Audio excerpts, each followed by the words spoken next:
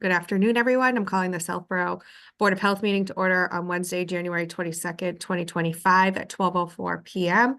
Myself and Safdar Medina are present, and we have one agenda item to discuss. This is a special meeting, and Al Hamilton and Sam Stivers have joined us from the Select Board to talk about the possibility of Route 9 wastewater treatment plant. And we also have our health agents on, Chris Craig and Dennis Costello.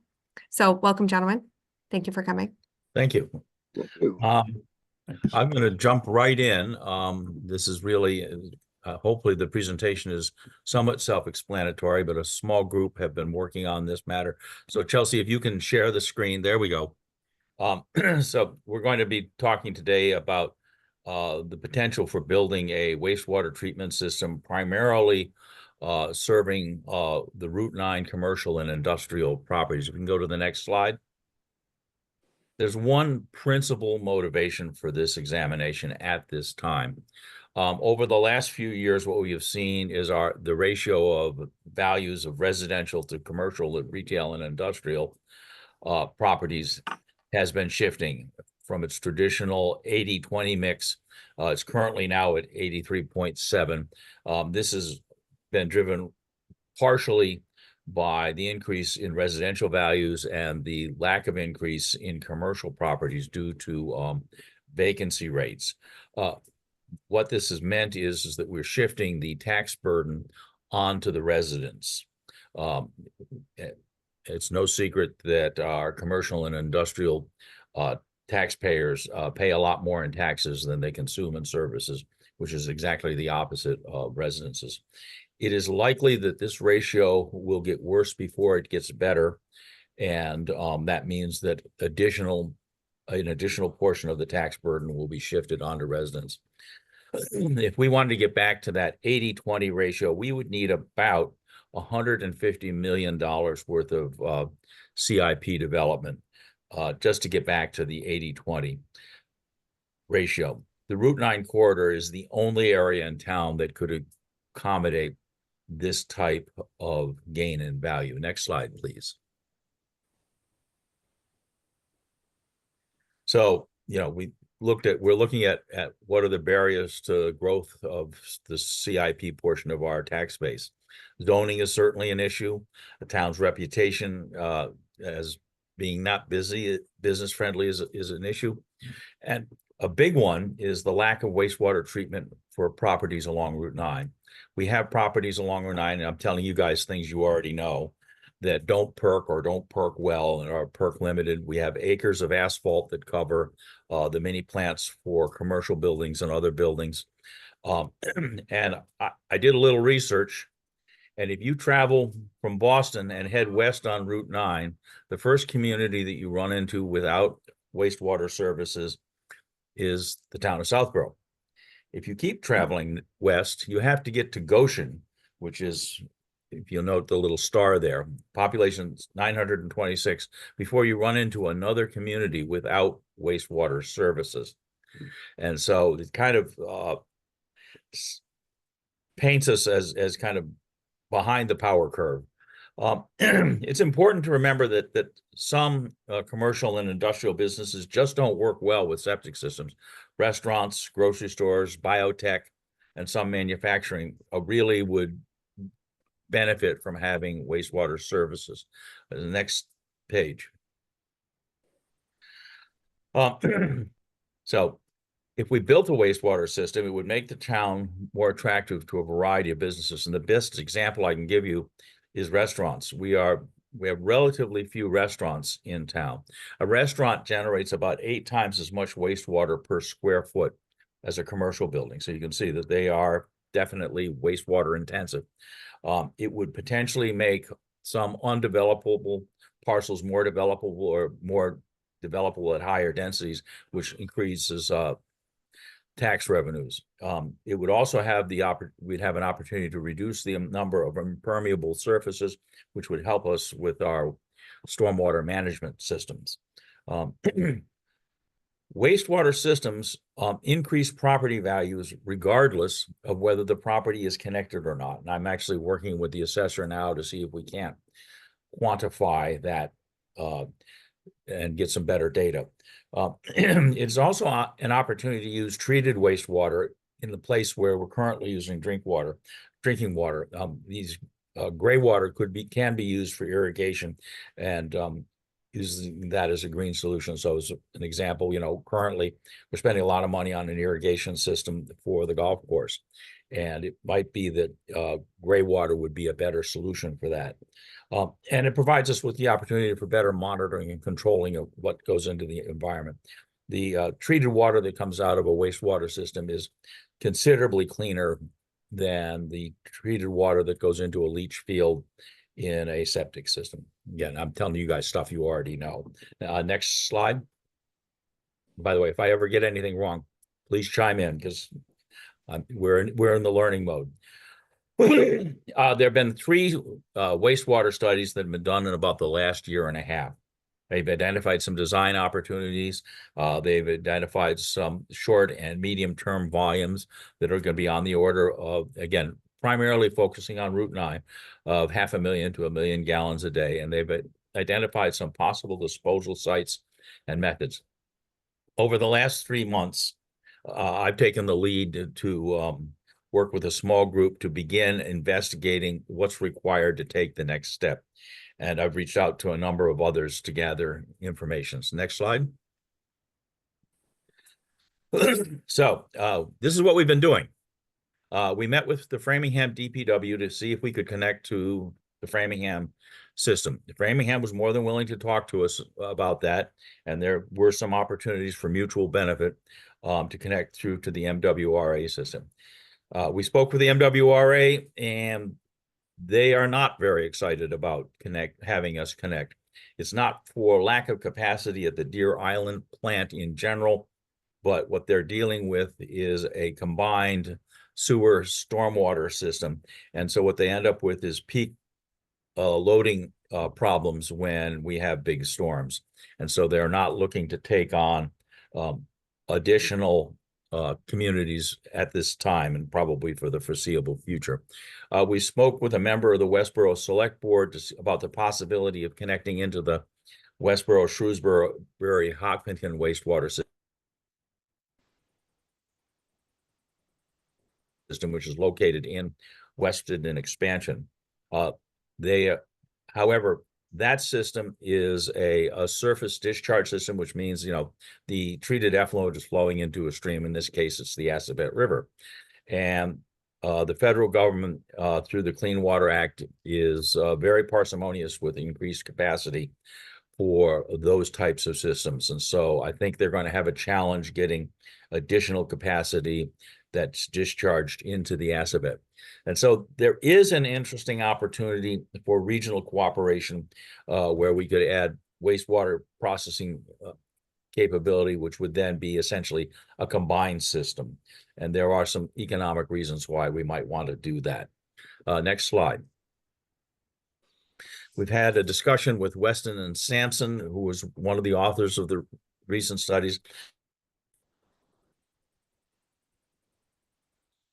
They confirmed that surface discharge it's going to be ground discharge, similar to a leach field, and is the most practical option. Soil characteristics are going to determine the best location. I've already had a good conversation with Dennis and Chris, and I think they can at least help us where we shouldn't look at first blush. The wastewater systems do have substantial economies of scale. So a bigger system, which leads us back to the possibility of a regional solution, offer more appealing cost profiles. Wastewater systems can be designed to expand incrementally so that you don't have to build the entire full 1 million gallons a day or however many gallons a day at the beginning. You can build them. If you plan it properly, you can build it so that it can be expanded. We've had a discussion with the DEP. They've confirmed again that ground discharge is the most practical disposal method. They've been very responsive and willing to help.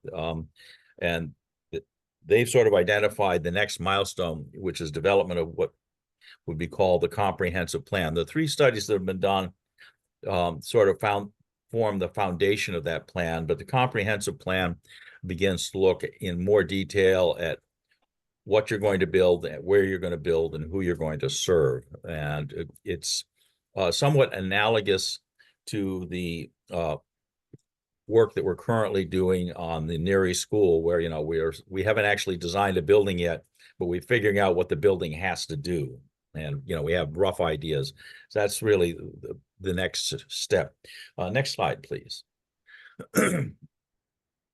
We met with a company called Veolia. Veolia is the company that manages the Westboro wastewater plant. They're a national company that manages water and wastewater plants. A lot of communities hire these specialist companies to actually operate their wastewater systems, and they require licensed operations. It's a very specialized business, one that, you know, it makes a lot of sense to hire somebody who really knows what they're doing, because you're dealing with sensitive environmental issues. Veolia, interestingly enough, has a regulated utility division that owns and operates water and wastewater systems on a private basis. So this is common in the Mid-Atlantic states. They would essentially operate similar to a regulated utility, similar to NSTAR or Eversource or National Grid, where, you know, they're providing a utility service. It's not common. In fact, they couldn't point to an example of where it was actually being done in New England. As you know, we're set in our ways sometimes. You know, if you look at how long it took us to join a regional dispatch system, it's slow going sometime. But this could be an attractive option from the town finance perspective. If we build our own, or we build it in conjunction with a neighbor, the funding is going to be substantial. It will ultimately be paid for by the users, but it's going to require, you know, a major bonding effort to get this off the ground. Next slide, please.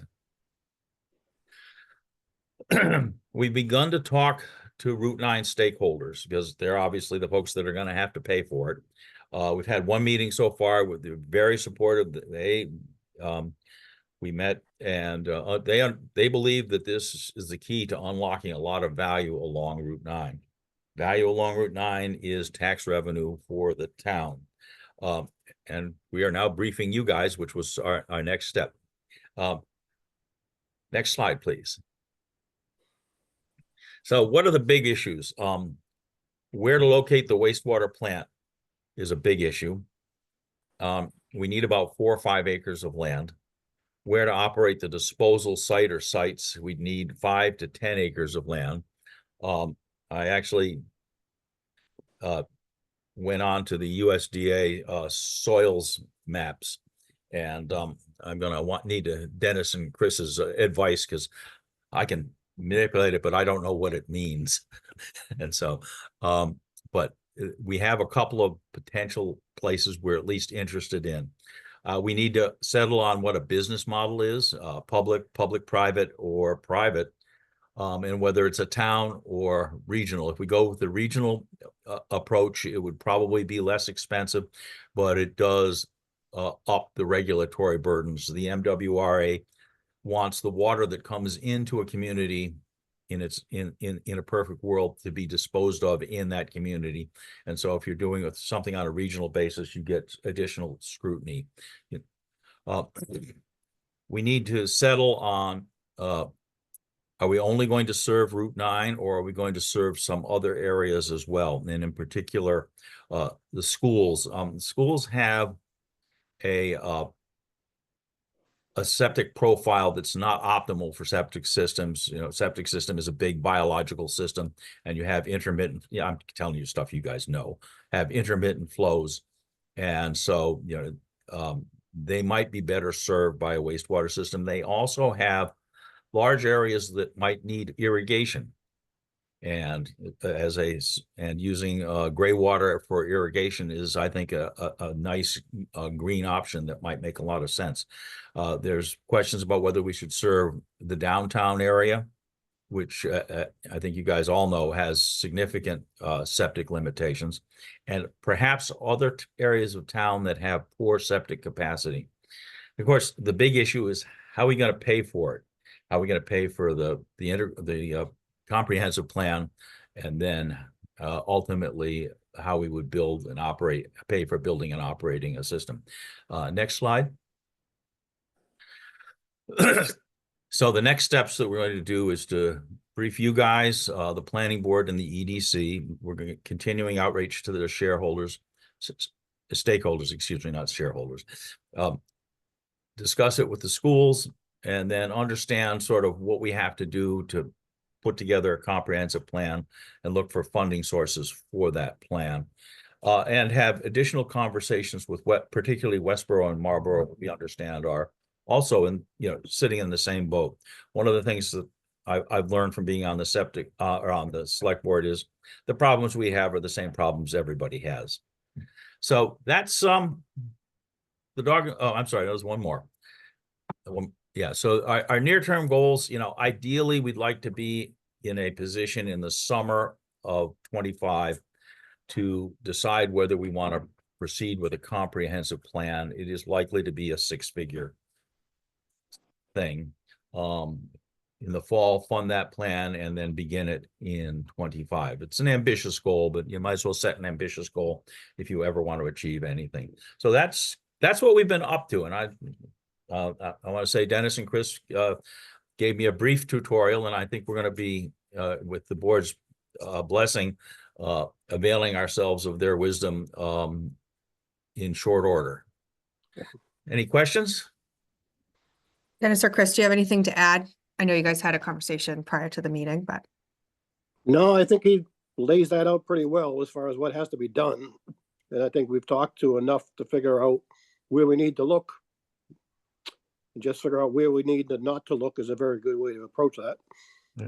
So yeah, no, we're more than willing to do anything we can to help everybody.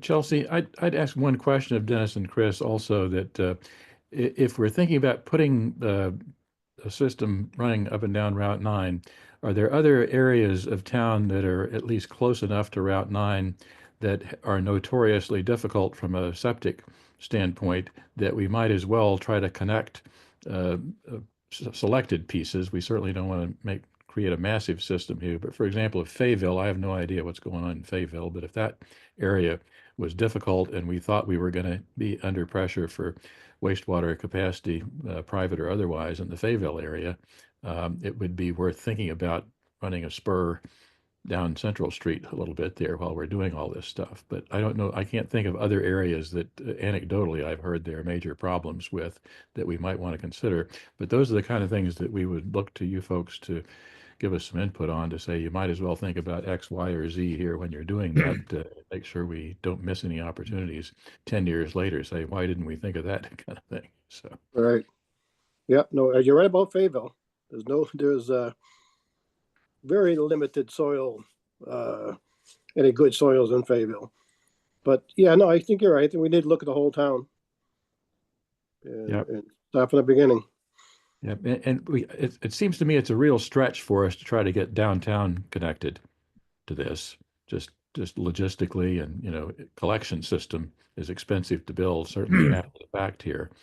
And so if there are any relatively easier connections to make, that would be a good thing. And I don't think it's worth thinking about anything with the New England Center for Children there. They've got their connection to the Framingham system and to the MWRA.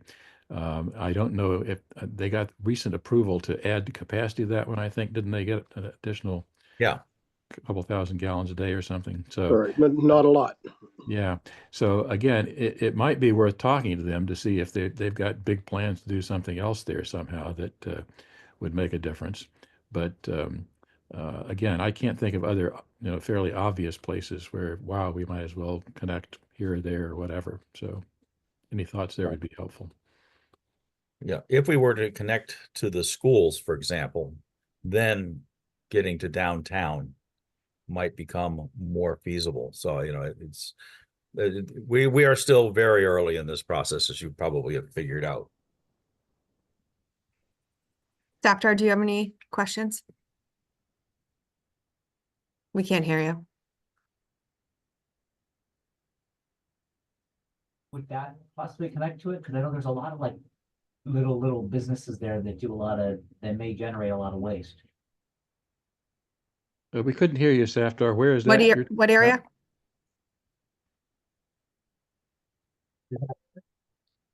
Still can't hear you. Oh, what's wrong with my mic here? All right. Let me type it into the chat room. That's okay. We can Okay. hear you We can now. hear you now. You hear me now? Okay, so nothing changed. Okay. Now I was gonna say there's a lot of like different office type things on Route 9 as you head towards Westboro, especially like that big building with the dental practice and a few other places that may generate different kinds of waste and things like that. So would they be part of this as well? Like, are we looking at a big, like everybody, all inclusive, even that part of it? Say we do the plant on another part. I just want to make sure I understand that. Yeah. All the businesses along there would be candidates, certainly. And that opens us up. Westboro has apparently had some interest from developers for a life sciences complex on Route 9 near the Southborough town line. And what I understand is they've delayed that because they just don't have the wastewater capacity there. And so, if they're attracting those kind of businesses and we had wastewater capacity, some of that might spill over into Southborough as well, potentially, and that would be great. So again, anything along there is a candidate. In terms of where this would be located and the acreage that you're looking for, does it actually have to be on Route 9 or could you look at other areas? Nope, No. not necessarily. I mean, you've got to pipe a collection system, you've got to pipe the input around, which is costly electricity to pipe, to pump stuff. And Mhm. then the effluent going out, some systems, as I understand it, pump that output from the system some distance for irrigation and other kind of purposes. So basically pumping water costs money, but not a huge amount. One Okay. interesting thing that's come up, again, be eager for any feedback from Dennis and Chris about it, is that if you go west on Route 9 toward Westboro, just as you cross under 495 there, on the right, there is a gate and a fence and a road going up between the lanes on 495, northbound and southbound lanes. And if you look at the map, 495 actually splits right there for a substantial distance up toward Semirano Drive. And there are about 30 or 40 acres of median in there that MassDOT owns or controls, that technically, if one could get access to that one could think about putting a plant and ground discharge area in there. And dealing with MassDOT for anything is extraordinarily difficult. But we've got some contacts into MassDOT, and if we, for example, knew something about the soils in there, which again, you guys might be able to help us with the soil maps to say, is that someplace that you could put a ground discharge facility? And particularly if we had a regional proposal, that's the kind of thing that the state government is often behind as far as regional deals. So that is a real far-fetched concept, but it's interesting that could be something that opens the door to a location that nobody's going to object to, basically, because it's tucked away over there. And so any reason that Dennis or Chris, you think that might be problematic to do from a technical standpoint?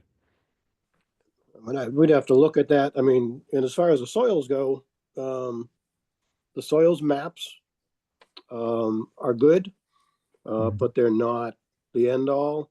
So you definitely still have to go and do on-site, you know. Sure. So yeah, so I would kind of defer and wait to say, oh geez, this is really good. Then you get there and it's not really what's on the map. Yeah, Um, yeah. Or so it I may be think- all ledge or something up there that you can't do much with.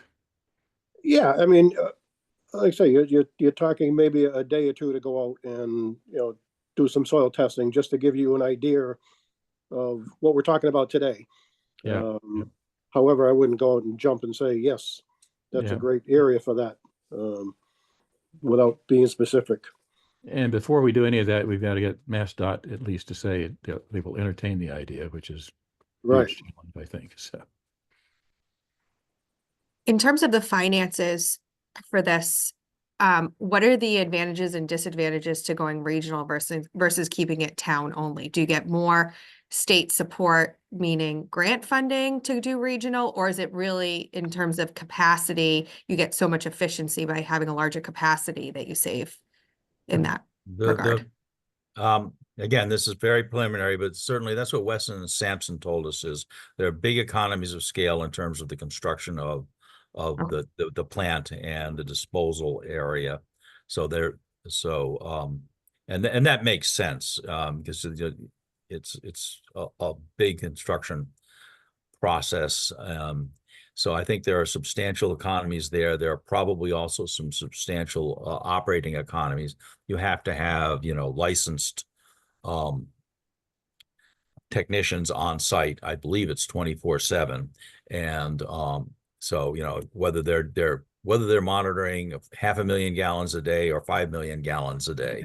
So I think if a regional approach, if it is not overly regulatorily complex, would probably make sense. Now, there's many a slip twixt the cup and the lip here. And we've also had input previously for grant activities. Groups like MassWorks, for example, seem to really like regional kinds of things, but there's no magic formula on that. But those seem to be relatively more successful for grant support. Mhm. So, but again, very speculative, but interesting. So, And then you'd have to bond it. So let's say it was just Southborough only for just simplicity. Yep. The town would have to bond it, but then you would have the users pay towards the bond. The users, effectively, through the the user town fee. would ultimately be on the hook for the bond. Right. The rates would be figured in such a way that the users would certainly would ultimately be paying off the bond. It's a little tricky because, you can do things like betterments. Yeah. You're going to see that the values of those properties that have access, whether they connect or not, would increase, which would then increase our tax revenues. So this is a piece we need to dig into a little bit more, because how you pay for something is kind of important. Right. Said the town cheapskate. So Okay. given the other capital projects lurking out there, very challenging. But Yeah, I the mean, other- do you have any idea, like ballpark, what this would cost, or is it too to? Weston and Even- Weston and Sampson gave us a ballpark, and that and $3 will get you a cup of coffee at Starbucks. Okay. Maybe. I think their number was on the order of $30 million. Okay. It's going to be measured in tens of millions. Mhm. Yeah. I don't think it's going to be measured in hundreds, but Yeah, that's maybe 10 mil for a collection system and then 20, 30, 40 for the processing piece kind of thing. And you probably have thought about this, but maybe haven't done it yet on what the upswing would be on the other side, right? So assuming that you install betterment fees and have them be able to offset the bond, what's the revenue increase that we would see in perpetuity, right, for the town? Like, I think that's important, if we can calculate that. so the one thing I've asked Paul Sabelli to do is to, if a sewer magically appeared on Route 9, how would the values change? So, and he's reaching out to his network to see if he can get a ballpark on that. But it's also really about attracting new business to town. Yeah. And, my crystal ball is unfortunately as good as yours. We have this very large industrial park, right along 495 on Route 9, the Coslin Drive. And it's been largely empty for decades. And so, here we have this big industrial park. It's, within a stone's throw of the Mass Pike, and 495 has good access to highways, and we're not getting businesses locating there. So we've got to do something to make that more attractive. And then beyond that, we would probably see, particularly along the rest of Route 9, a lot more restaurants, for example. If you talk to, Morrow's, for example, you guys know this better than anybody, their business is limited by Yeah. their septic issues. And, I bet they'd love to serve dinner there as well.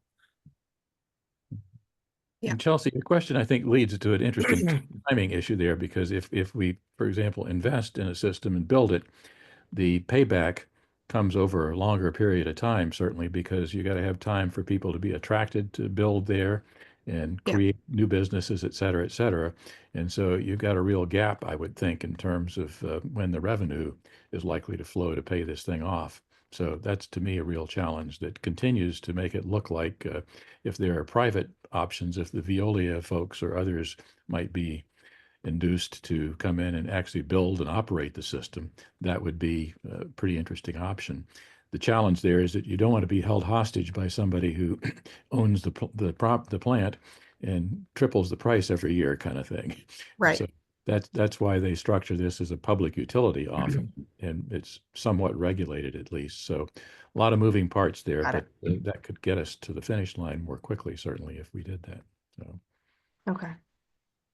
Great. What do you need from us then? I think what we probably need in the near term is Chris and Dennis's expertise in terms of sort of just understanding in the short run where we shouldn't look. And, maybe taking a look, sit down with us with the soils map and, look at that spot in between 495. I went on to the USDA soils map and looked at it, but those words meant nothing to me. Sure. Yeah. Okay. Beyond that, you are the Board of Health, this is, so we want to make sure that you guys know what we're doing. Mm-hmm. And if there are if there are other resources that we think you could help us with, don't worry, we're not shy. I know. Well, and going forward, periodically, additional help from Dennis and Chris, if we've got questions or issues that come Sure. up from a technical standpoint that we don't have the capacity for. We've actually, as Al mentioned, Brian Shea has agreed to help a little bit on the process, which is great because Brian has spent the last 40 years doing wastewater for Stantec, and so has great technical expertise, but he's a limited resource as well. So again, we just don't have the technical expertise that you guys have, and would be great to get help occasionally on that side of it, certainly. Sure. I would say just reach out to Chris and Dennis when you want to schedule time with them. If you can just copy me on it, that'd be great. But they're generally in Southborough Wednesday, Thursday, Friday morning. Okay, great. And obviously they're in the field, so Yeah. working around when Yep. they're in the office. Right, Dennis? Right. I bet you don't I want to see- be in the field today. Right. No, not today. We do have a hand raised in the audience, so I'm gonna bring them over. If you can please state your name and your address for the record, please. My name is Paul Carter. I'm at 6 Hillside Avenue, and I've been an engineer for 40 years as well, not concentrating in the wastewater, but in the civil transportation, done development work as well. And I'm familiar with the different parts of this. It sounds like the group is doing a great job and digging into all the important things. My question, I just didn't know what you guys were doing. And I did go through the Weston and Sampson report. I used to work for Weston and Sampson. I think that's a good foundation for what you guys are doing going forward. And it sounds like you've had some other studies done, but the comprehensive study sounds like that's the big thing. And the other thing I was thinking about is maybe you need to do a planning study of what the build out would be, what you're hoping for. That would give you a number. The other thing I'd say about the groundwater discharge permit is that's a big number. And looking at the soils, I would say you should really limit it to the A soils if you can, because A soils are sand, and you're basically going to be doing a heavy discharge to groundwater. The other thing about the A soils is just as important is the depth of groundwater, because if you don't have adequate depth to groundwater, you can't put a system in there. For instance, at 120, you're right next to the reservoir. Groundwater is pretty close to the level of the reservoir. So do you have enough distance to groundwater, enough thickness in order to put a system in there? I also work for CDM Smith. CDM Smith does the same thing. CDM Smith designs and builds and operates wastewater treatment plants for various municipalities in Massachusetts. So you might talk to CDM Smith as well.